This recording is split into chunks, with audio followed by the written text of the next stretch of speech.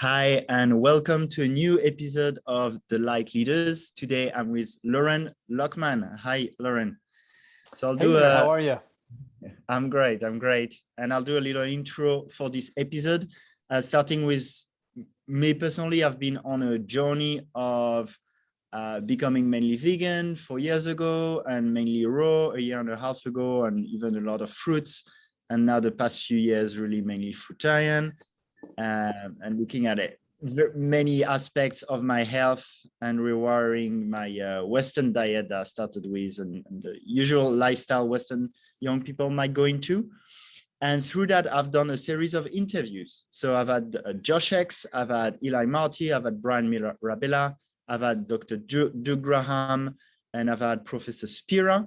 And in these interviews, we go quite deep into nutrition with the angle of either more fruitarian or mucus-less or raw 80-10-10, and they have a lot of similarities, and I'm doing personally a mix of that.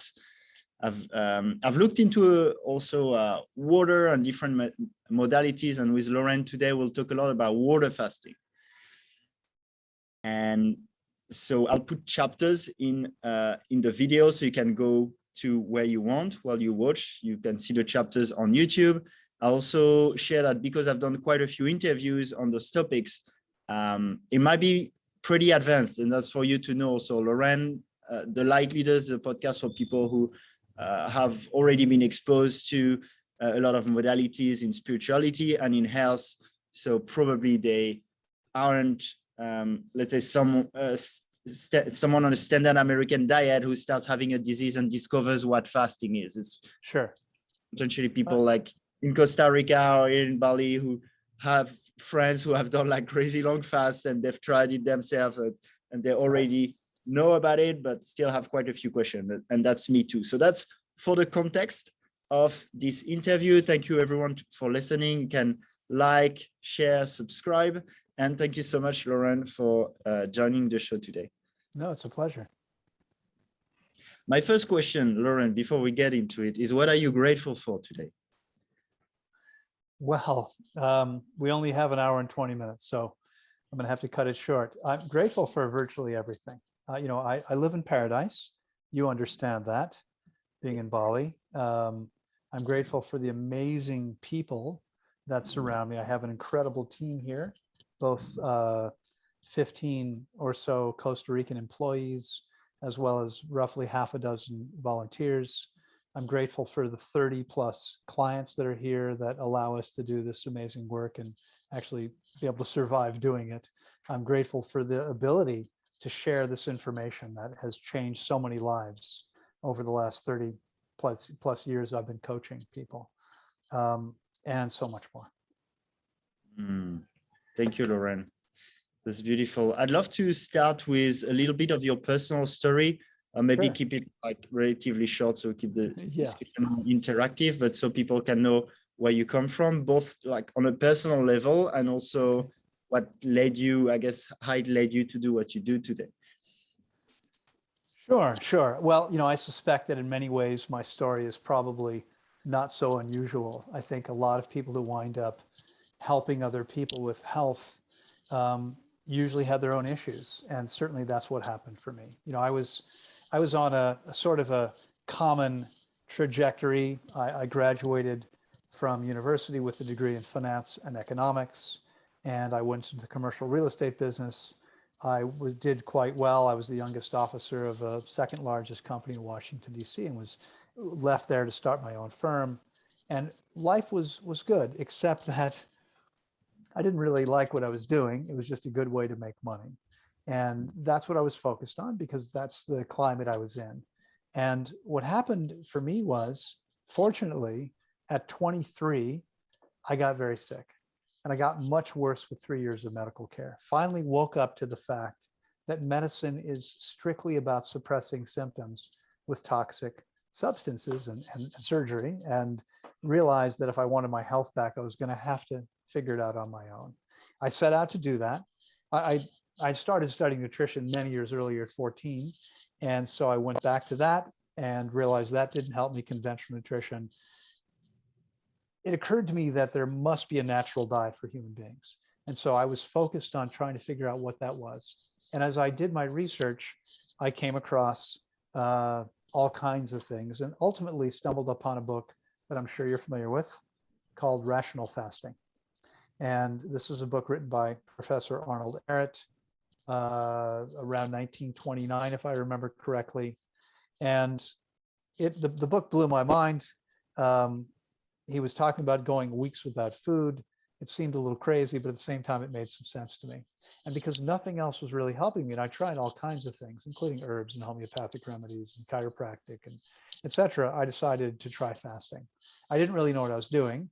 And this may be mind-blowing for some of your audience, depending on their ages, but this was before we had Google and YouTube and Instagram and so forth. And so, you know, I had a book by a dead guy and no one around that could help me understand it. So it took me a while to figure out how to actually do it properly.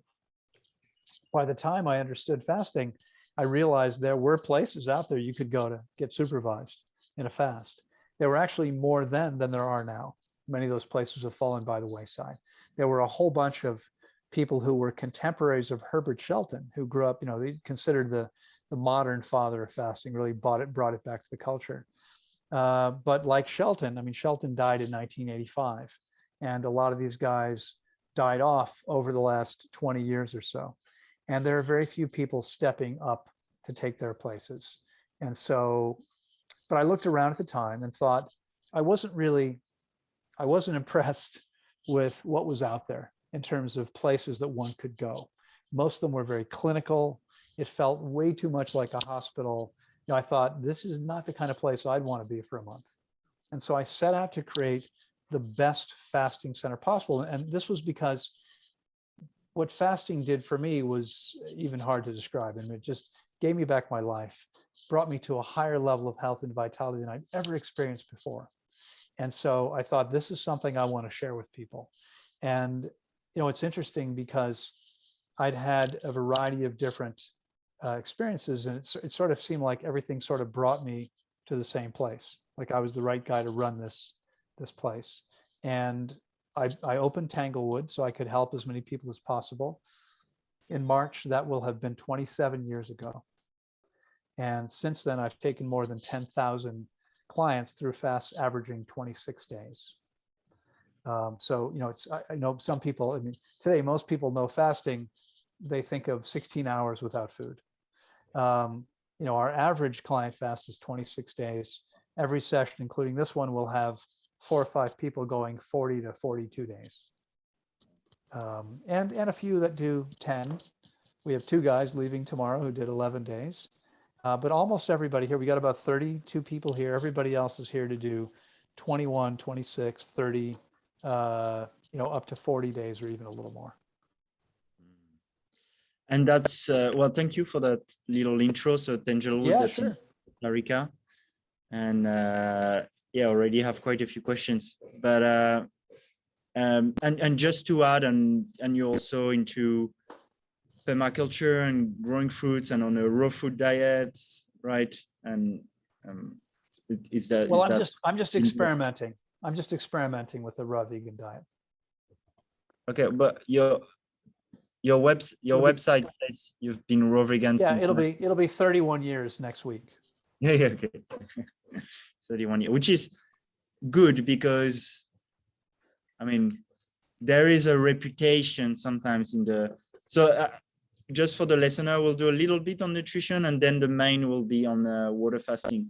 But just on so 31-year raw vegan, which is interesting because for me, it's good to find kind of role models of people who have been on it for a really long period of time, because some people say, oh yeah, many people, they feel great 2-3 years and then they become deficient and they go back to eating meat or whatever. Right. And that may be true. I think more likely what happens for most people is they begin to detoxify at a rate faster than they can handle. And so they go back to eating heavier foods that prevent that from happening. The key is to get the body truly clean, and then there's no detoxification necessary. And how fast would you, so in that process, obviously water fasting is going to accelerate a lot. First, in your Yeah. center, do you have usually people with chronic illnesses, or do you also have people who just are fine but want to do it for optimal health? Yeah, we have both. We have half a dozen people here right now with cancer. We have people with hypertension and diabetes and fibroids and arthritis and pretty much everything you can think of, nervous system disorders. It could really be anything. And I think it's important as a foundational piece to say something that I hope seems obvious as soon as I've said it, but I think a lot of people don't really think about or don't realize. And that is that healing the body and cleansing and detoxification as well, these are biological processes. Only the body can cleanse or heal the body. Okay. There's nothing else that can do it. And I don't want to step on anyone's toes, but pretty much everything else we're doing, even if we don't realize it, really is more in the realm of treating or suppressing symptoms. The body's self-healing. So if you look at nature, what every species, there's roughly 25 million animal species, it's estimated, what virtually every single species will do when sick enough or badly enough injured is they'll lie down and rest as completely as possible, refusing food. You can put food right in front of them, they won't touch it because they instinctively know that processing food takes too much energy. And so, again, fasting has been largely lost to our culture, but it's always been known. I mean, those who studied nature a long time ago understood it. Hippocrates understood it, right? I'm sure you're familiar with Hippocrates' most famous quote, at least, right? Let your food be your medicine. The food be the medicine. Right. Now let your food be your medicine your food. But I'll bet you don't know what his next words were. I don't. What he said was, let your food be your medicine and your medicine your food, or vice versa. But to feed yourself when you're already sick is to feed your sickness. He fasted his patients. That was the common practice. What most people don't realize is that they taught fasting in medical schools until 112 years ago. 112 years ago is when John D. Rockefeller, the world's first billionaire, began investing in pharmaceuticals, right? And the whole picture changed. Medicine became only about selling drugs. It used to be about helping people heal. And so they taught doctors how to supervise fast. They taught them what happens when fasting. And they maybe they never fully understood it. I don't know.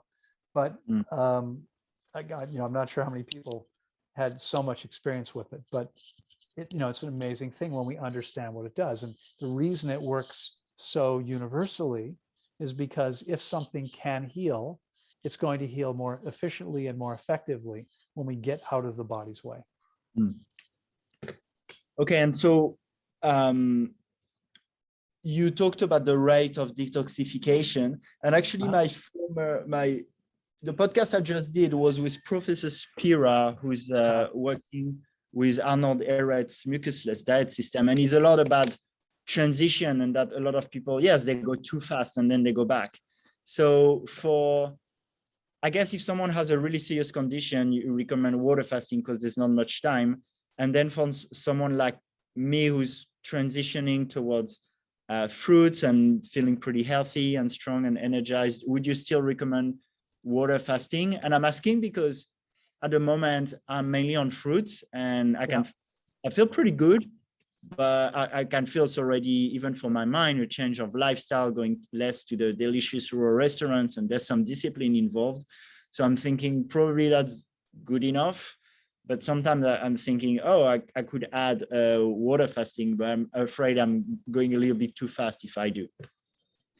Well, with due respect to Professor Spira, think about smoking cigarettes. If you want to quit smoking, you've got various options.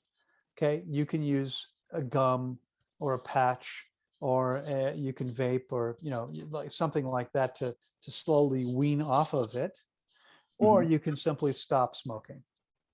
Now, what's the best way? In that case, I would say to stop smoking. However, have you read a book called Man's Higher Consciousness by Hilton Otema? Yes, of course. Yeah. It talks about these experiments where the body has adapted And so, for example, they do experiments with a bird and they reduce the oxygen, and the bird adapts. Well, if you put a new bird in that cage, it dies straight away. It talks also Right. about people on opium. If they stop straight away, they might die. So there might be also a way where the body has lost its ability to not eat the kind of junk food people eat. Right. But again, I mean, let's come back to smoking for just a second. Yeah. What's the best way to stop smoking? Yeah, I would say it's whatever works. Well, I would say it's whatever works for you. Mm. Okay. For anyone willing to simply stop, you stop putting the poison in your body. So I know people, there's a guy in Spain. I never heard of him. I don't know anything about him, except he attacked me on Facebook some years ago and said, you know, this is BS. No one heals from fasting. It takes 20 years to transition. Now, this is a guy who claims he's been transitioning for 20 years and still eating cheese and you know, and grains and bread, etc. You know, I stopped. I went vegan, and 2 years later, 35 years ago, I went vegan, and a few years later, when I realized cooking was a bad idea, I gave up cooked food all at one time. That was it, period. And I realized shortly after that a lot of the things that people were eating raw, it's like, why would we eat that? It doesn't even feel good or taste good to me. Yeah. So I started eating a fruit-based diet. And all that happened in a relatively short period of time. I've now coached more than 15,000 people, 10,000 through fasts, and many thousand more that I've just worked with one-on-one. I did 5 consultations today. Those people don't need to transition. They're perfectly fine if they change, just as someone can give up smoking. If they do that, they're probably going to have more symptoms, but they're going to get where they want to go a lot faster. And I've literally never seen anyone detoxify too quickly. Okay. Not a single time. People talk about that. It's an interesting concept, but I've never seen it happen. I think what often happens is that people detoxify faster than might be comfortable. Okay. But this isn't about keeping people comfortable, especially, I mean, I understand if you're changing your diet, you might want to still be able to function and live your life, do whatever you need to do. But when people come here to fast, they're here for 4 weeks or 5 weeks or 6 weeks. They don't need to be kept comfortable. This isn't about slowing things down. This is about getting them out of here, feeling and functioning as well as possible. So that would be another recommendation, is when you do a fast, especially a long fast like this, is kind of create the right environment for rest, not being in doing. Oh, absolutely. I mean, again, the whole point really is to conserve as much of your energy as you can, so your body can use that energy to cleanse and heal. So if you're still trying to live your normal life, you're not only not going to get much benefit, you're probably going to harm yourself. I'm also interested in people who claim to be breatharians. Do you feel those long water fasts need to have an end? Or because also reading Man's Higher Consciousness, there is a theory where we could actually function without food. What do you think of that? Yeah. Well, again, I would say it's an interesting theory. In practice, I mean, I would say maybe that's even possible, but how many human beings are ready to take that path? Many people, you've probably heard of Jas Moheen, the Australian breatharian teacher. Many people she's been teaching for like 25 years. Many people have died trying to follow her program. And she herself has been shown to eat food. And she says, well, I didn't say I don't eat food. I said I don't need to. It's been the same story with almost everyone who claims to be breatharian. I've seen very few that actually hold up to the test. So, is it possible? I don't know. If I ever wake up and I'm not hungry and I never get hungry again, I'll stop eating. But right now I wake up, my body my body actually doesn't want food usually until in the afternoon. And my first and often only meal of the day is usually between 3 and 4 p.m. And so I'm perfectly good until then. But there's a point in time where my body says, hey, it would be a good time to refuel. And I eat. It tastes amazing. I feel great while I'm eating it, after I eat it. I have no negative repercussions from eating. Why would I stop eating? Okay. How old are you, by the way? Emotionally or physically, chronologically? Like the usual chronology. I'll be 62 in May. Okay. And yeah, by the way, I had a comment on what you said with cooked food, and then when you stop cooked food, you mainly went to fruits. I have the same, also stopping oils and spices and salt. It's like then when you eat everything purely raw, so raw, not as in a raw restaurant with salt and dehydrated papaya, no, raw like in nature, you actually end up. I was thinking yesterday, I had some raw broccoli. I was like, yeah, probably 9 out of 10 times I'd rather have mango, or maybe 19 out of 20 times, Yeah, for me, it'd be 100% of the time. I'd rather have mango. Yeah. So yeah, Pretty that's much. interesting. When you do that, actually, it makes things simple to choose your food. Yeah. So you talked about being uncomfortable for the fasting, and you being hungry. So if you're hungry, why would you, not eat? So I've had a bit that with fasting, especially now that I'm on fruits and digestion is easier, and I've been feeling pretty good. So I have paradoxically then more resistance to fasting, because I feel, oh, my body wants fruit, I'm going to nourish it. And there's something around fasting that I know is probably going to be good for me for the detoxification and the cleansing. But at the same time, if I really listen to my body, there hasn't been a day in the past few months when I don't feel like having a piece of fruit. So how do you manage, if you're healthy at least, being like having that discipline versus listening to the body? Yeah, it's a really good question. And I mean, honestly, it just comes down to understanding what's happening. It's almost like exercise. Exercise is good for you. There's benefits to doing it. But if you're not being active, there's very little impetus to be active.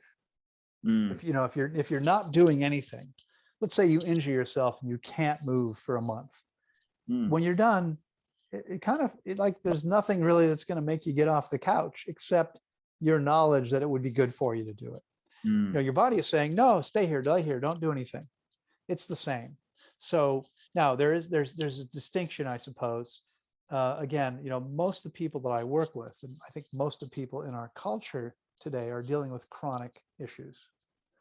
And with a chronic issue, your body's not going to tell you to fast, because you'd be fasting all the time. You have to eat, right, to survive. So if you have an acute crisis, if if something all of a sudden comes up, you have a high fever, you have, you feel really nauseous. I mean, something happens like that. In most cases, the initial instinct is to not eat. Most people lose their appetite. That's your body saying, hey, you shouldn't eat anything. Okay. And that happens with every acute crisis. The issue is that we've created the chronic issues as a result of our lifestyle choices. And so our bodies don't really know exactly how to respond to those. But a significant majority of the people I've worked with over the years, all these thousands of people, were dealing with chronic issues. Our results are unbelievable. Things that most people would say aren't even possible, like it's magic, they're miracles, because our bodies are incredible. So you're a young guy, you feel pretty good eating, a pretty healthy diet. There might not be any reason, like any powerful reason to do this. It's different, obviously, when someone is feeling bad or has been told, I've got a guy here now who was told a month ago that he had 2 months to live because he's got stage 4 cancer. All right. He reached out to me and said, can fasting help? And I said, honestly, in a situation like yours, it's hard to say. It's a challenging thing when it's already that far along. But what have you got to lose? They've already told you they can't help you. Okay. This is the best way to get. That's one thing also, because I kind of know how the universe works, and I don't want it to serve me an experience that would motivate me because I'm not motivated enough while I'm healthy. So that's why I think it's good also to get into those fasts even when I'm healthy and get that motivation. Absolutely. Yeah. So we have, you asked me before who our people are. Well, we certainly have those people who are chronically ill. We also have a lot of people who are already on a health path. They're motivated. Maybe they're on a spiritual path, and they realize something that a lot of people don't realize. And that is that, if we're we're spiritual beings. I believe this. We're not our bodies. We're eternal beings. We're having a physical experience. But that physical journey is a lot more fun, a lot more enjoyable when the vehicle isn't breaking down all the time. Yeah, by the way, that's a very important point for that podcast and in that series of interview overall. It's all been about, it's not about cleansing and detoxifying to just be closer to God and be out of the body. Quite the contrary, it's to be very well in this body and be really strong and very energized while having that. Exactly. Yeah, exactly. Yeah, that's it. I mean, so, I'm coming up on 62, and I don't have so much time as I'd like to be physically active, but I'm still physically active. On Wednesday, I went to body surf. There weren't many waves this week, but once a week I get to the beach, I body surf, I mountain bike, I have motorcycle and quadricycles, and, I rock climbing. I mean, there's very few things that I don't enjoy doing, and there's nothing I can't do. And there's no reason, a lot of people my age are like, no, I can't do that anymore because I've got this problem or that problem. And so, life's a lot more enjoyable when you can depend on the vehicle. Okay. And so, for me, it's about spirituality is about connection with everything. I want to be able to connect with waves and the mountains and the trails. And I can do that because I'm taking care of my body. And fasting has been a huge part of that. I mean, I was, at 26, I was ready to give up. I had 3 years of medicine. I was getting worse all the time. And that's when I thought, you know what, screw this. I'm going to take it on myself. And it was interesting because 6 months later, the change was so dramatic. People started asking me to help them. Like, oh my God, you look incredible. What did you do? And that's what led me. I never thought I'd become a health coach and eventually open a fasting center. But it happened because it felt good to help people. And I wanted to see everyone enjoy the same benefits I was enjoying. Thank you for that. Also, really resonated with what you shared about the motivation to fast, because it's true now in my everyday, I don't feel like fasting, but I also remember that when I was fasting, like after a few days, for example, on water or even, well, water less because water's more hard, but at least a few days on juice, I could remember then I felt, oh, why would I, almost in that state of consciousness, I feel, oh, why would I ever eat again? It feels so good not to. And I remember that. So at some point needs a little bit of a discipline to trigger and get into it. Yeah. Yeah. Water fasting for me has always been quite tough, like feeling my body really weak, and that's perfect, Well, there's no question. It's a very difficult process for many people, and many people it pushes buttons that, they're not happy to have pushed. But the results are so amazing that honestly, would you benefit from it? No question. Every single person listening. It's crazy. I mean, I see people all the time who think they're already very healthy, and they may be relative to most people, but almost everyone could take their health and vitality to a much higher level. What's the longest water fast you've facilitated or supervised? So I met a young man. He was in his late 20s when I met him. He lived in London, but he came from Mauritius, off the African coast. And he had been morbidly obese since he was 11 or 12 years old. When I met him, he was probably 5'5" or 5'6", but weighed almost 250 pounds. And he had stage 4 testicular cancer. And stage 4 cancer means it has metastasized to the lymphatic system and to at least one other organ. And usually, for most people, by the time it's stage 4, the chances of survival aren't very good. So I met him when I was on a lecture tour. He happened to be friends of the woman who organized my events in London. And so I saw him socially on 2 or 3 occasions, in addition to at a full day seminar. And about a month or 2 after I came back to Costa Rica from that trip, he contacted me and said, I want to fast with you. And he wanted to come here, but he had a kind of an unusual situation. He lived, times were difficult at the time economically, and he had lost a business, and he and his wife had moved in with his parents. His parents hated his wife, and he didn't want to leave her with his parents for a month or more while he was gone. So he stayed home and worked with me remotely. I've been doing remote fasting now for about 13 years.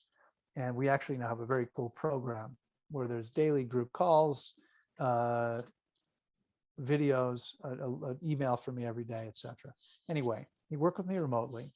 The plan originally was to fast for 26 or 30 days. But when we got to that point, he said to me, listen, I'm going to keep going.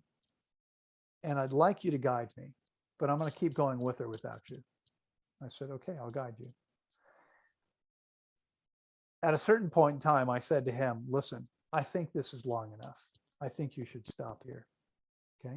That was 18 and a half weeks later. Okay.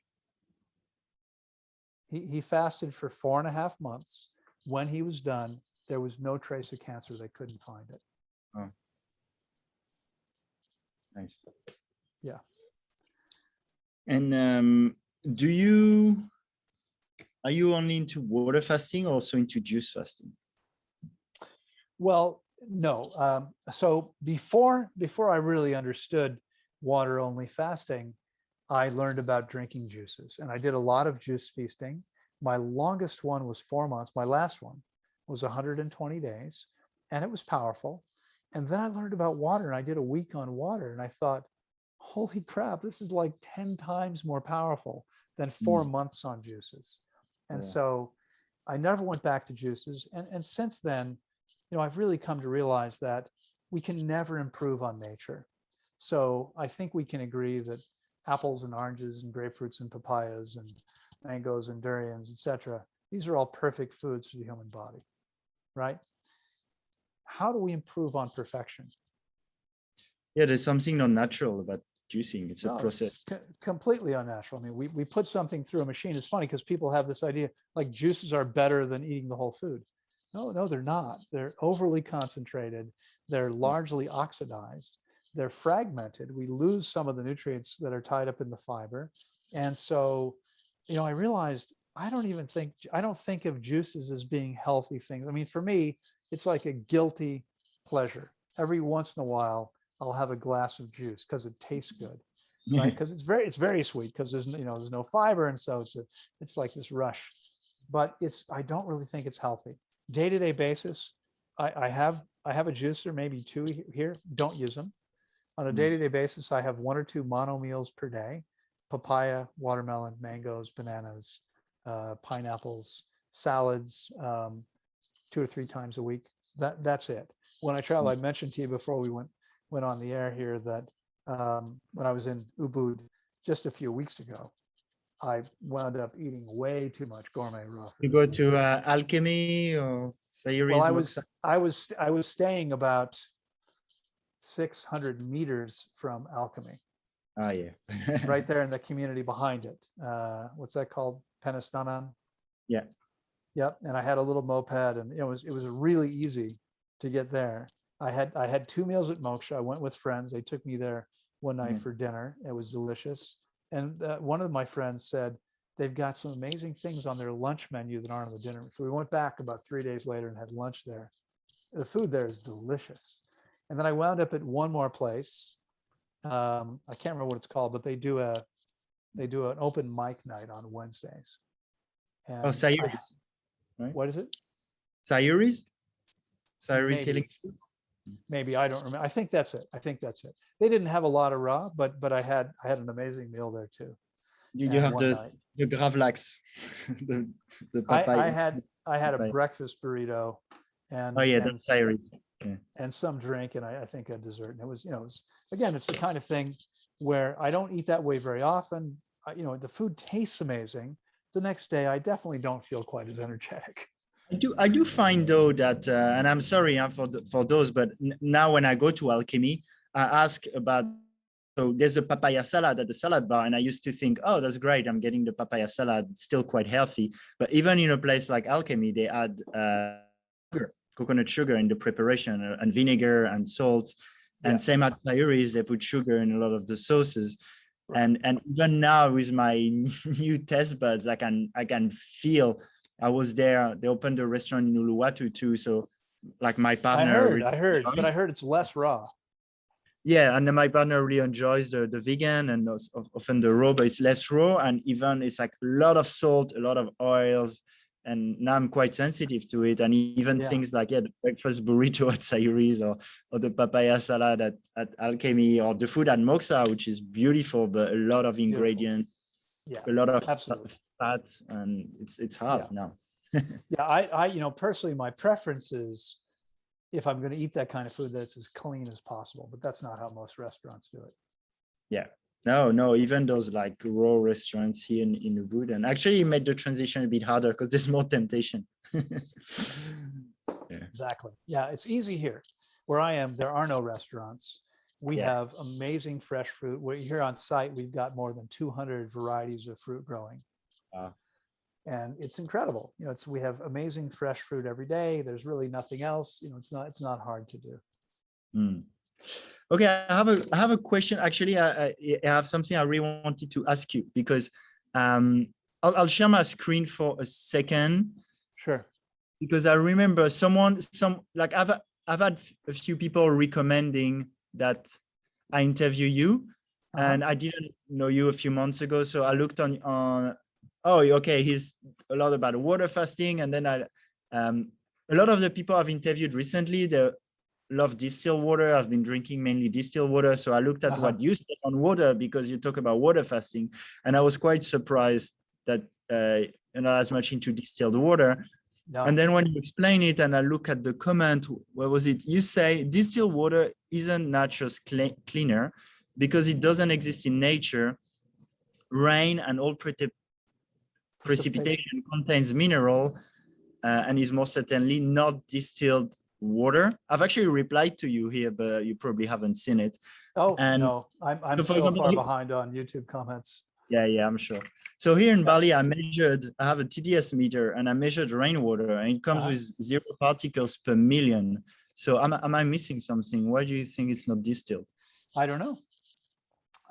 But there have been various studies you can find where they show that rain on average contains, I think it's 3 minerals on average, as well as all kinds of other things. As a certified permaculture instructor, you mentioned talking about permaculture later, I can tell you the official teaching is you don't drink rainwater until it's been filtered, because rainwater can be quite toxic. And it's not just minerals, obviously, we're worried about the pollutants. But rain picks up whatever's in the sky. As I've explained, rain doesn't precipitate out of the air. Water doesn't precipitate out of the air until it touches a solid object. So dew may be the one exception. Dew might be distilled, but dew precipitates when the air temperature drops.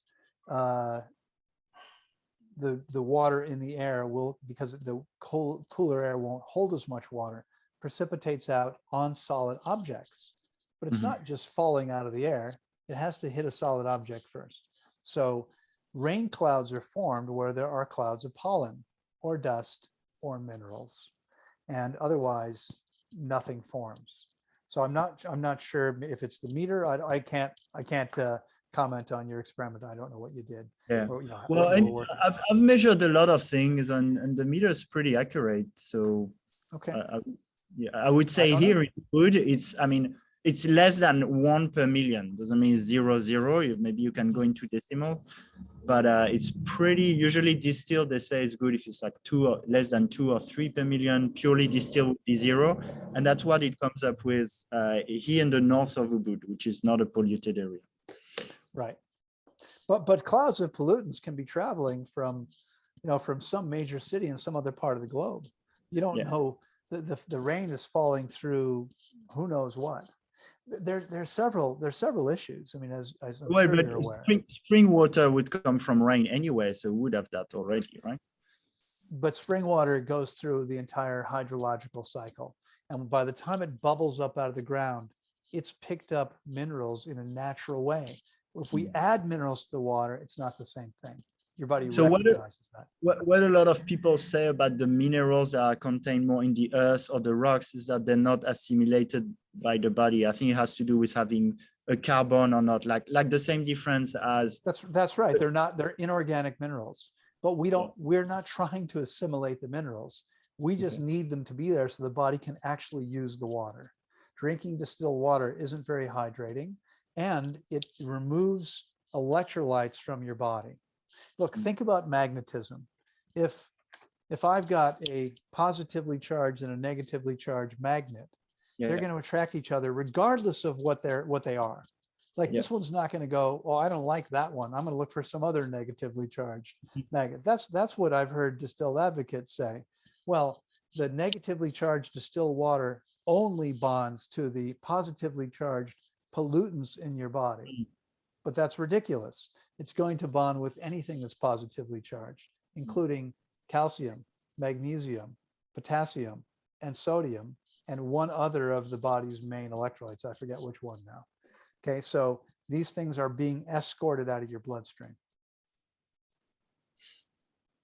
Okay, I also feel, I don't know, I've seen a lot of people who have been on distilled water for a long time, and well, that doesn't prove anything, but isn't water in, like some people say, water in fruits distilled water, and is that how do you separate the water from the nutrients? The water in fruit is loaded with nutrients, so it's anything but distilled water. I mean, the truth is that the water in our food is actually completely different. It's a third phase of water. It's this gel that's is much easier for your body. The fourth phase is that the body is much better able to use. So it's, I mean, I think it would be incorrect to equate it with any form of liquid water. It's really different. Okay. So the best water you'd recommend for water fasting is spring water. Spring water. Spring water. I mean, that's what most animals on the planet are drinking. Spring water runs into streams. This is how most animals get their water. It works perfectly well for every other species. You know, the idea that somehow the minerals in the water are going to be harmful to us, it seems kind of silly. Our systems are very similar to other animals. You know, I don't know if you're familiar with the population from Pakistan who lives up in the Himalayas. They claim to be the longest lived people on the planet. And very few people know much about these folks. But one of the reasons that some people say they live so long is because the water up there is very rich, because this is glacial water. You know, they're way up high above the normal tree line. They've planted apricot trees, but there's not much that grows up there because it's all ice, and much of the year. And this, as the ice moves, it's actually scraping the rock. And so it's very rich in minerals. And some people say that's why these people live so long. Now, I think they're incorrect. I believe they live so long because they're meeting all of their body's needs. Just they happen to be meeting all their body's needs in the way that nature actually intended, better than most other people on the planet. I mean, they have no pollution. They have no Wi-Fi. They have no cell phone towers. They have no car exhaust. They do all physical work. They all get sunlight because they're doing physical work. They wind up running out of food in the wintertime because they can't grow very much there. And so most of them fast over the winter. You know, they just happens that this is how they meet their body's needs. And I think it's for this reason that they're doing so well. Okay. Yeah, some people say also animals would prefer water that just rained and rather than stream water. That would be one explanation. I've heard that comment by people who are distilled water advocates and are trying to make a point, but I've never seen that. I mean, we see here living on the land now for many years. I've lived in the forest or the jungle now for about 22 years, and I don't see that happen. I mean, it rains here a lot, 7 months of the year. We get a lot of rain, we get a lot of pools. Well, I don't see wild animals coming out and drinking the water.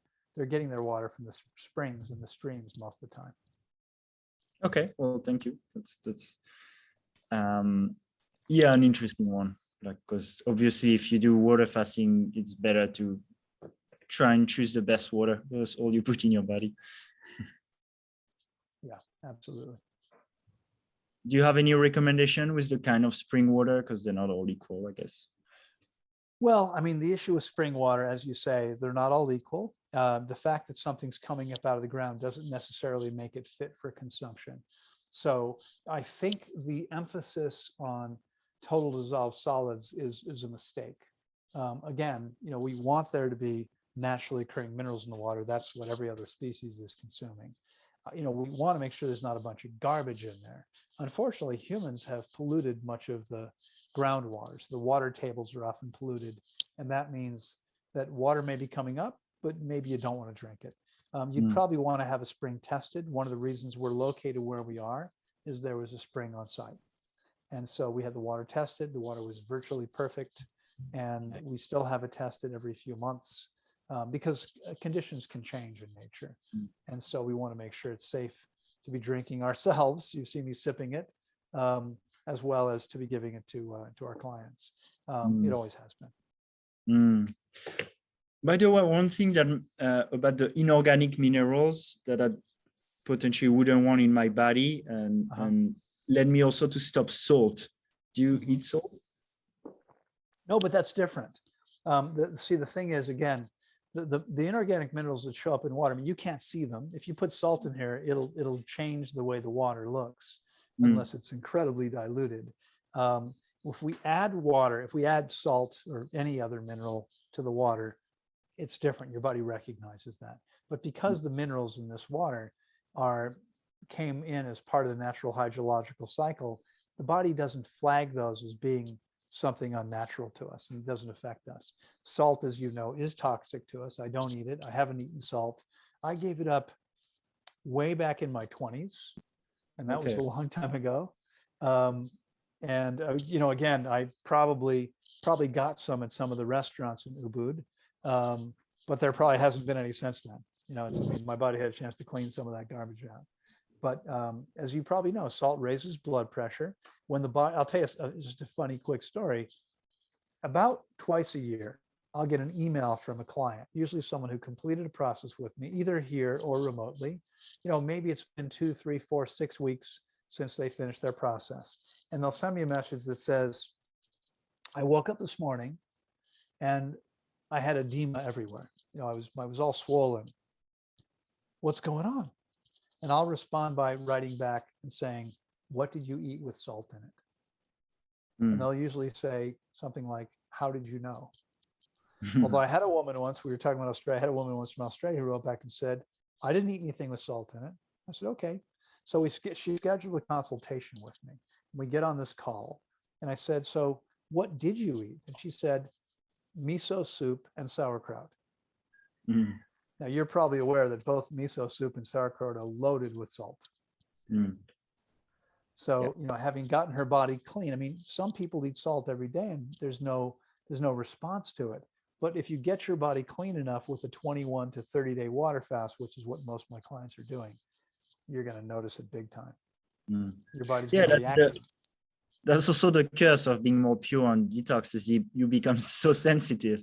Well, as long as you keep making excellent, I mean, I think it's actually a blessing because it keeps you honest. It reminds you every time I make a poor choice, my body says, you're an idiot. You shouldn't have done that. Now you're going to suffer for 24 hours or whatever it is. I mean, fortunately, my body recovers very quickly. But I mean, I like the fact that my body says, no, don't do that.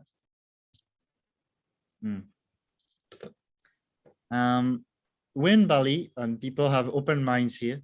Yeah. Some people who do fasting on urine, looping their urine. Have you heard about that? And what do you think about it? Yes, of course. Well, again, I mean, I believe completely that the body is self-healing, and I believe the key is to listen to the body. So first time I heard about this, it sounded strange, but I got to where I am, which is, what most people consider pretty crazy, doing things most people would never consider doing, because I was open-minded. And I haven't closed my mind.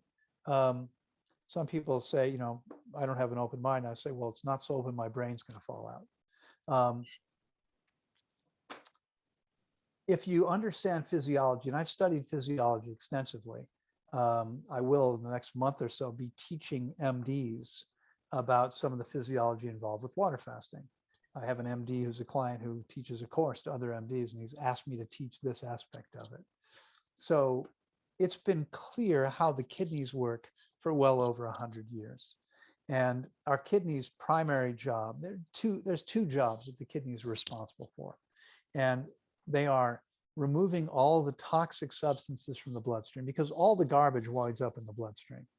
wherever toxins are, you're familiar with the lymphatic system. What most people don't know is that once the lymphatic system picks up all the garbage from the cells, they go through the lymph nodes, which are mostly around the head. We have a big one here, here.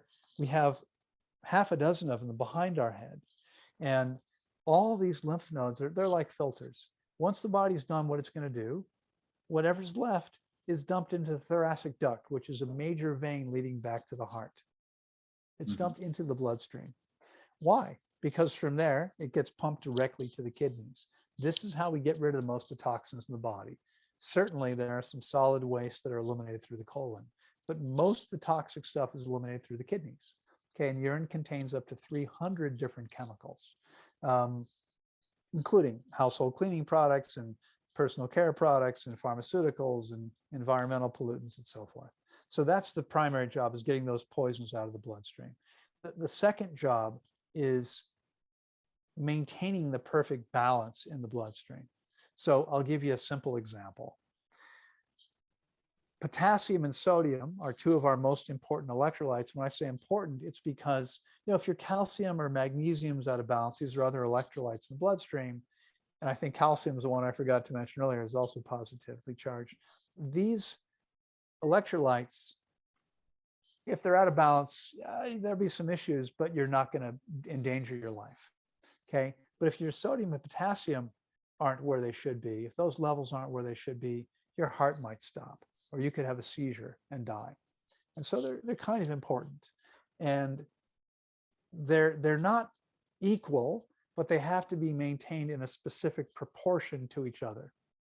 Now, the diet that I eat, we talked about salt. The diet that I eat contains very little sodium, no sodium chloride most of the time. And, and I mean, sometimes it's 6 or 8 months I'm eating nothing that's got any salt in it. Well, you can get sodium from celery, for example, right? That would be helpful. Absolutely, but I don't eat celery very often, if at all. And the things, I mean, you can also get celery from lettuce and other greens and from tomatoes, but it's in very small quantities. But on the other hand, every day, almost every day of my life for 20 plus years now, I eat watermelon, papaya, bananas, or avocados. And sometimes all of those things in one day. Probably not very often. Usually it's 1 or 2 of those per day. All of those fruits are high in potassium and all have almost no sodium. So I'm consuming a lot more potassium than sodium. My body is constantly having to balance the sodium and potassium. And what that means is I'm excreting potassium in my urine all the time, so I can maintain the proper ratio with the sodium, which is there in relatively small quantity. That's critically important. If I can't maintain that balance, I'm in trouble. Okay. So those are the 2 things the kidney is doing. Now, these are all things, even the things that are good for us, like potassium, my body's chosen to get rid of that potassium. Putting this stuff back into my mouth when my body clearly wanted to get rid of it makes no sense whatsoever. Yeah, all good. And do you have any kind of more complex detox thing? I don't know, GI broom pudding, turpentine, whatever No. kind of oils? No, it's just No, water. I truly believe that our bodies are amazing, virtually infinitely intelligent. Enemas probably still, right? Say again? Do you use enemas? No. No. No need. There's no need for them. In fact, they've been shown to flush out beneficial bacteria. In your colon lives your gut biome, the second brain, 10 trillion bacteria, same 3 pounds as your brain. And they're producing all the B vitamins. And the last thing we want to do is flush them out with water. Okay. Change the pH of the colon. So no, we don't do anything. The whole point is to intelligently get out of the body's way. Our bodies know exactly what they need to do. We don't need to do anything except stop creating problems. That's all we have to do. So we're resting, we're sipping water. The key is to know how much water. The key is to know what to do and what not to do. The key is to understand what's going on. I'm interpreting numbers for people and explaining why they have edema or what's going on and what their numbers mean and why they feel the way they do so that they can relax. And I mean, people say, well, I can, not eat all by myself. Yes, you can. Not many people get the same results, but it's true. I mean, it's a natural process. Anyone can do it. You don't need to come to me if you don't want to. I can pretty much guarantee you'll get much better results with experienced guidance, but we don't need to do anything else. So we have massage therapists here, and people that are doing nothing for 3, 4, 5, 6 weeks enjoy getting a massage. Sometimes it feels good. I mean, maybe they're not being touched the way they normally would if they were home with a partner, and so it's nice to have some touch. It sometimes can help when people have a lot of stuff stuck in their colon. My massage therapists know how to help move some of that, and that's useful. But we don't, massages are not necessary. I'm a Reiki master. Reiki is not necessary. It's helpful to people, perhaps, and they may make them feel better. But all people need to do really to cleanse and heal is rest as completely as possible and sip enough water. Do you include dry fasting at all in your modalities? Yes, every night from the time they go to sleep until the time they wake up. Okay, but that's it. Honestly, again, I mean, I believe that humans, understandably, are always looking for a better way, always hoping to find some magic bullet, some magic way to do things that's going to make it easier or faster. And you've heard, well, dry fasting's 3 times more powerful. You go into ketosis the first day instead of the third day. The reason that happens, and it doesn't happen for everyone, it happens for the average person because the average person is seriously dehydrated. We've been measuring hydration levels for more than 17 years. We've measured more than 6,000 people here over the last 17 years. Virtually everyone is seriously dehydrated, okay? And when you're in ketosis, when your body is in fat metabolism, which doesn't normally start until about the 3rd day for most people, when it's doing that, perfect water is a byproduct of fat metabolism. So the average person goes into ketosis right away if they're not drinking water because their body is desperately seeking water. But being in ketosis doesn't mean they're cleansing or healing. It just means their body is running on ketones.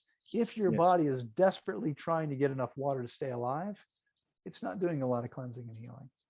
And one of the things we see here, we see this all the time.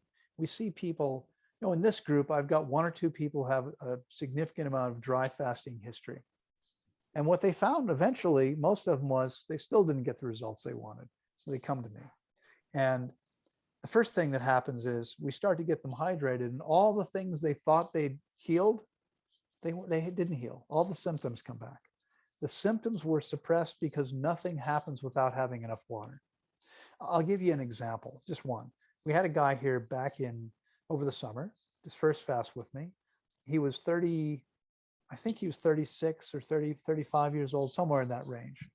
And normally what happens, if you think about the average person who's eating a conventional diet, whether that's from France or it's from the US or it's from anywhere, the average diet is dehydrating to the body, right? Because it contains all kinds of things which have been cooked and processed. Okay. And stool is 75% water. If you're eating foods that are 20% water, how does the body get rid of them? How does it move them through the system if stool is 75%? Well, it has to give up water to move these things through. What we're meant to do is to eat watermelons and papayas and pineapples and mangoes and foods that are contributing perfect water to the body. And we're actually in the transverse colon, one of the last sections of the intestine, we're absorbing all this perfect water into the body. But the average person has to be putting water in, not taking water out of the intestine. They have to actually lose water every time they eat.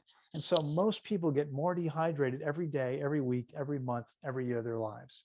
Usually the most dehydrated people here are the oldest people here. But this guy in his mid-30s was as dehydrated as the average 70-year-old. Why? And this is true almost every time we have someone who's been dry fasting. Not just before this. I mean, in the past, he had a history of, trying dry fasting 5, 10, 20 times, whatever. His body was seriously dehydrated. I've tried it myself 3 times for 4 days, never saw any significant benefits, and my mouth got very dry. And I thought, this doesn't make any sense to me. Nothing happens. Water is life. Why would we want to make the body more dehydrated? So what we've seen is people get seriously dehydrated. When we get them hydrated again, all their symptoms reappear. All they were doing was suppressing them. I really don't believe. Now, let me address one piece of this, because people say, yeah, but animals in nature don't drink water. Well, that's true. But animals in nature didn't grow up eating dry cereal and toast. Mm. Animals in nature have always eaten a high water content diet. They're not dehydrated because they didn't grow up with some, crazy manufactured cultural diet. So an animal in nature doesn't need to consume anything, because as the body is breaking down fat, they're making the water they need.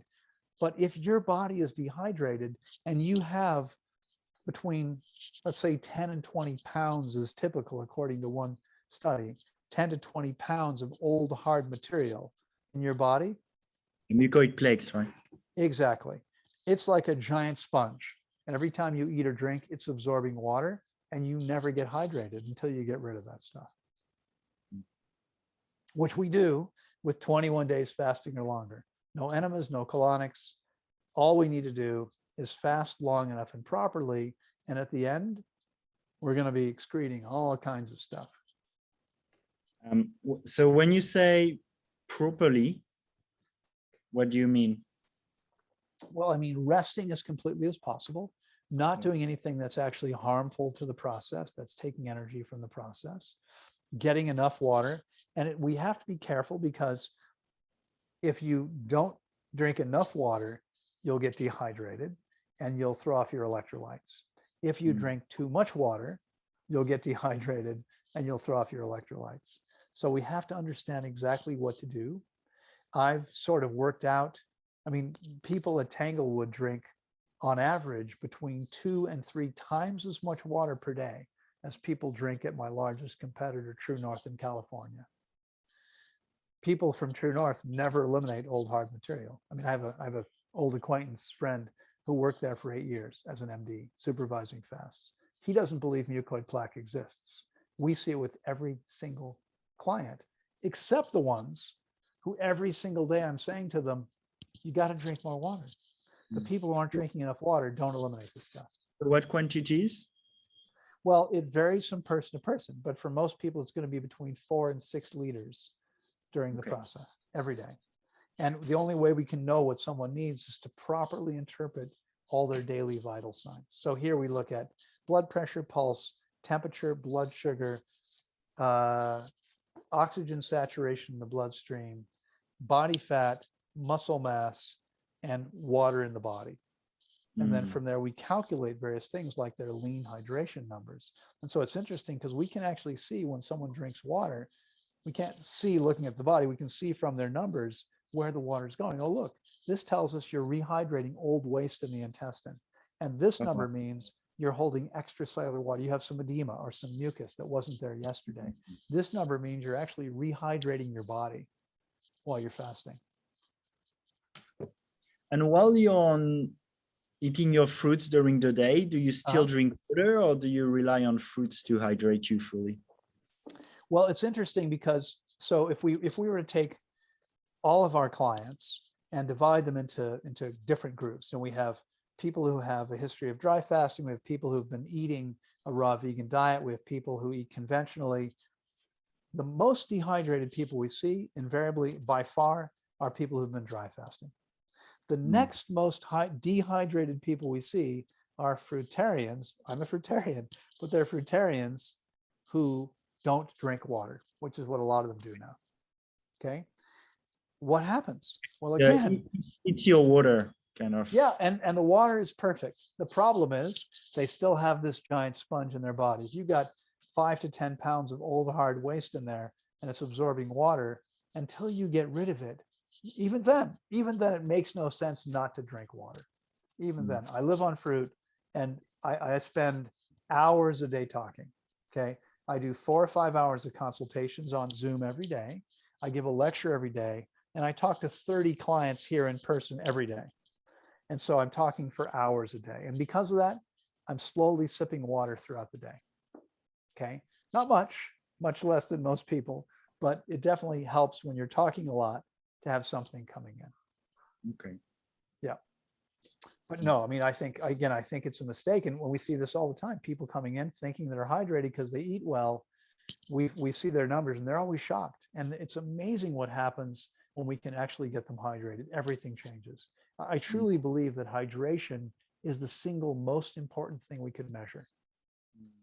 So to measure how hydrated I am, you have a machine over there. We do. We use a sophisticated. Say again?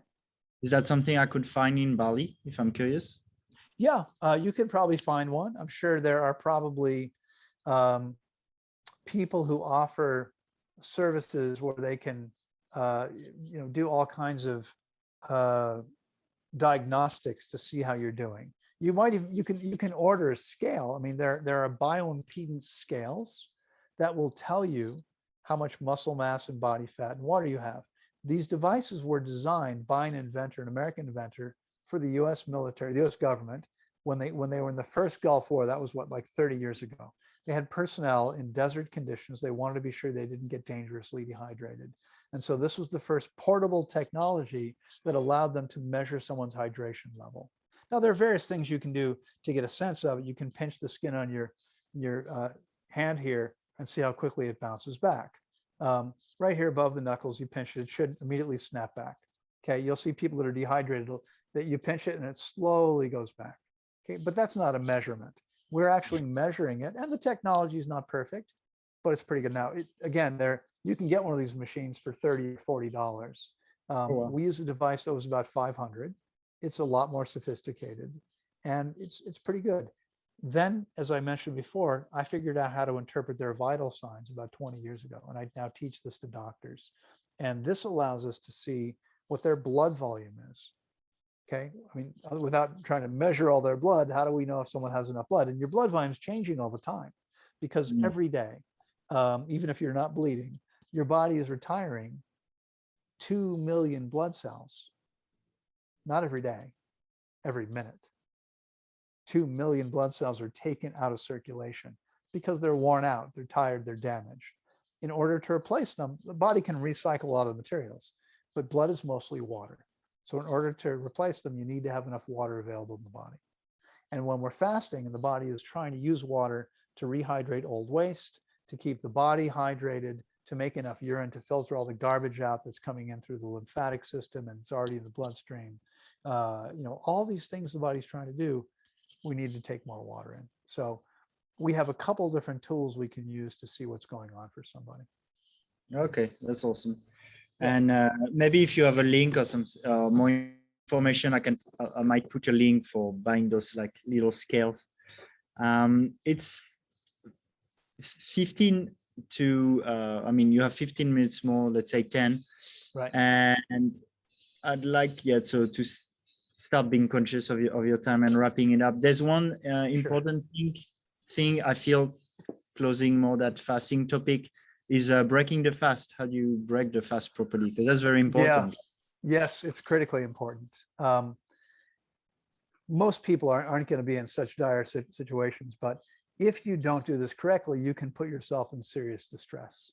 The example, I hate to bring it up, but it's a powerful example. At the end of World War II, when the Allies went in and liberated the Nazi concentration camps, there were people there who'd been living on a bowl of watery soup and one piece of bread every day. They were slowly starving to death. And after they were liberated, the Allies threw banquets for these prisoners, and many people died. They hadn't been fasting, but pretty close. They were eating almost nothing. And all of a sudden, they took in way too much food, way more than their body. It was a shock to their system. And this is called refeeding syndrome. And many people fasting on their own make the mistake of eating way too much or eating the wrong things and really, really feeling terrible.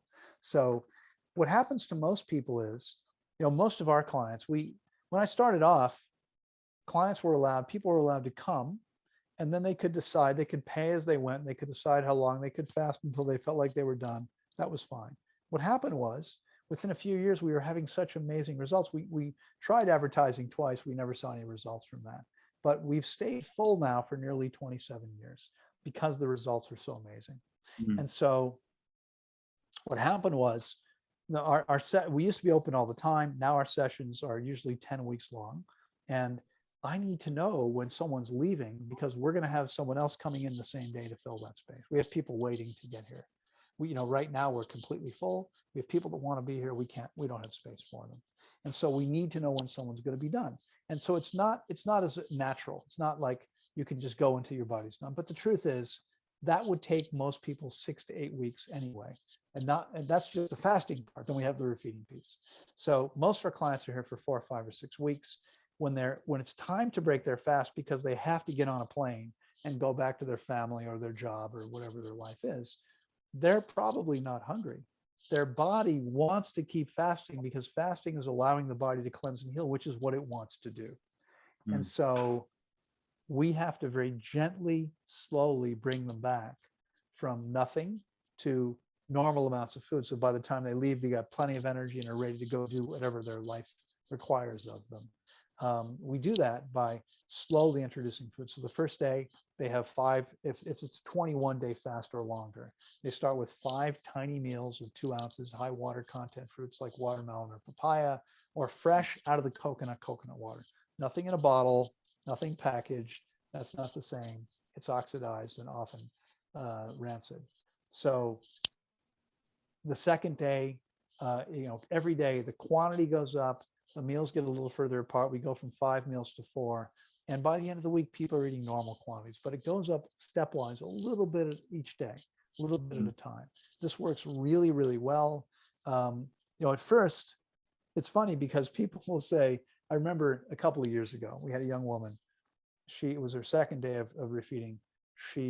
Her second meal was at 11:30. I have a lecture every day from 11 to 12.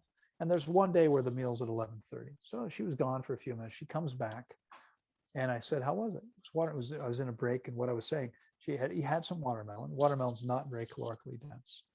And I said, how was it? She said it was amazing, but it was way too much. Now this is a woman, normal, full grown woman, maybe 5.5 feet tall, let's say 160 some centimeters. And I said to her, that portion was 34 calories.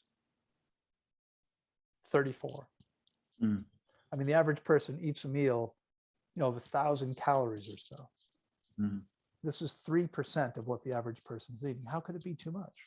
Okay. It wasn't too much. It might feel like it because she had a bunch of old hard material. She was hydrating when she ate it. So we have to start slow, and we go slowly up. And usually by the time people are done with their process, they feel amazing. They have tons of energy. And usually they've eliminated a whole bunch of old hard material. Okay, thanks. Sure. I'd love to ask you very quickly, because I love that you grow your fruits, and what's the importance for you of growing your own fruits versus like here in Bali, for example, I guess some are more organic, like papayas and bananas, but I would still really like to start growing my fruits. So do you feel it's healthy? Of course. And I want to add, I like to be completely transparent. When I got here, this place was so ugly that the first 2 times it was shown to me, I said, no, there's no way I could ever live there. It's way too ugly. Right. I really want to be in an aesthetically pleasing environment. And we've created something that's spectacularly beautiful, but it took a lot of work. And so originally I was focused on the buildings. When I got here, we had space for 5 guests. Now we actually have space to house 42 people. We'll only take a maximum of 34 when fasting. We have 8 tiny buildings. We'll only put 1 person for fasting. We'll put more people in, like for our fruit festival in February. We can put 2 people in, but for fasting, it's only 1. So we were focused on all of that infrastructure sort of thing. We really started planting fruit trees in earnest just about 5-6 years ago. We've been here on this site now for 9.5 years. And so we're only now starting to see real harvest. We harvested our second champadak last week. We've harvested probably 20 jackfruits. We now have hundreds of jackfruits on trees. We have a lot of trees, more than 100 of them in the ground with hundreds of fruits. But right now they're all pretty small.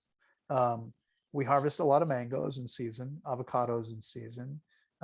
We have tons of oranges because we had developed orange trees here. We have a lot of bananas. They grow fast, papayas. passion fruits, granadas, lots of things. But there's a lot of things we still can't provide for our needs. And so we have four or five suppliers now, and they're all 100% organic except for one local supplier that provides us with coconuts, which nobody sprays.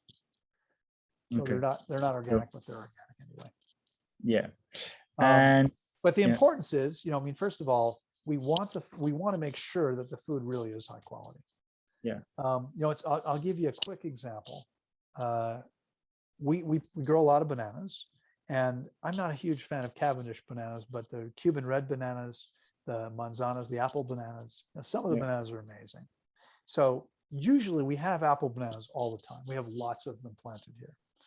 But when we don't have them, we'll buy some from the local farmers market. And most of my team doesn't want to eat the ones we buy. They want to wait till we have ours because ours are so much better. Okay. Okay. And it's, the difference is that we're using permaculture techniques. We're using banana circles. There's plenty of organic material there to feed the banana plants. We just get these amazing tastes. So by controlling how we're growing, we can ensure the highest quality food. We can ensure the freshest food. We want to eat things that are no more than 2, 3, 4, 5 days off the plant. In France, in the US, in Europe, you're eating foods that's weeks since it was picked most of the time, right? Yeah, and I guess as people are out of their fast, all the more important, and they have the best fruits. Exactly, I agree with you. Really important. Okay, well, thanks so much, Loren. I think we've covered quite a bit. I mean, there's so much more. I was watching a video on you not using toothpaste, for example, and having a lot of people question fruits and teeth, and we could go to quite a few things, but I know your time is limited now. Well, unfortunately, I need to go lead a meditation in just a few minutes. But I mean, I had a feeling. We talked about this. I said to you, we're not even going to cover this one little area in this much time. If you'd like to, we can always do it again sometime. Of course. I love doing these kinds of things. Of course. So it's great to connect. But that was very insightful. That was very insightful. And even for, I like to ask questions like it's for me, because that's also my journey and through that. Yeah, of course. And it was interesting regarding distilled water. It was interesting for me to motivate me to do another water fast soon. And yeah, I would love to know, do you intend to have a center in Bali? There's a very good possibility. Okay. I'm actually, I was just there a few weeks ago. I think I might be back in a couple of months. I want to come back in the hot, because when I was there, we found durian, but we had to hunt for it. Sometimes it wasn't always great. In January, I understand it's going to be everywhere. And it is one of my favorite things. Oh, so nice. I'm going to have a couple of weeks free before my girlfriend is free. She'll be here. She'll join me here on the 1st of February, but I'm going to have a couple of weeks free. So I'm thinking maybe I'll shoot back to Bali. Maybe we'll meet in person. If you like, maybe we could do one of these in person someday. That'd be cool. I know I've met with Jeff also. I've seen him on your channel. Jeff Juicy. We'll probably have him on the show soon. Yeah, well, Jeff and I are talking about doing an event together in Bali next January, 2024. And I am actually, my plan is to create additional locations in 3 or 4 more places around the world, so that it's easier for people in Asia, instead of having to fly halfway around the world. We'll have something local. We'll have something in Southeastern Europe, maybe in Greece somewhere. We'll have something maybe in South America someday. Yeah, it's just not nice to travel at the moment. Like, I just don't like. No, it's become a lot less fun. Yeah. I mean, it's, I'm guessing I don't know how old you are. I'm guessing you're too young to remember this, but I can remember when traveling was easy. You just walked on the airplane. Like, it was almost no big deal. Yeah. Right. Now there's I understand the security, but it's become a bit of a hassle. Yeah. For me, it's also things around like papers and jobs and all that. Of course. Yeah. I get it. But anyway, yeah, I'd love to. I'll go to Costa Rica at some point, and I was thinking, maybe I go for the fruit festival and Envision. But we'll see. Yeah. But I would love to see you in Bali. Let me know when you come. And thank you so much for your time today. Do you have a last pleasure for? Well, yes, thank you. Yes, I appreciate that. the thing I like to leave people with, I mean, again, I've seen so many miracles that people would be blown away. So I want to let everyone know. And it's interesting because I started out, my goal after taking myself from a very poor level of health to an amazing level of health and vitality, 35 years without a day sick, without missing a single day of work, feeling amazing every day, still being able to do whatever I want. I'm focused. I mean, yes, fasting is the primary tool we use here, but for me, it's really about human potential. It's how do we maximize our own amazing, I believe every single person listening to this, watching this right now, has incredible gifts and is capable of manifesting miracles. Unfortunately, most people never come close to manifesting what they're capable of because they allow fear to stop them, or because they're so sick, they're just not healthy enough to actually put the energy into doing what they need to do. And so I want everyone to understand that you can create almost anything you choose to. And if what you choose is to feel and function better than ever, it's a great place to start, because with that, there's no stopping you. If you're interested in that, I'd be very happy to help you achieve your goals. Thank you so much, Loren. And I'll also My share pleasure. in the description your website and the things you do. And thank you so much for your time. And thank you to everyone who listened to the interview. It's been a pleasure being with you. Bye-bye.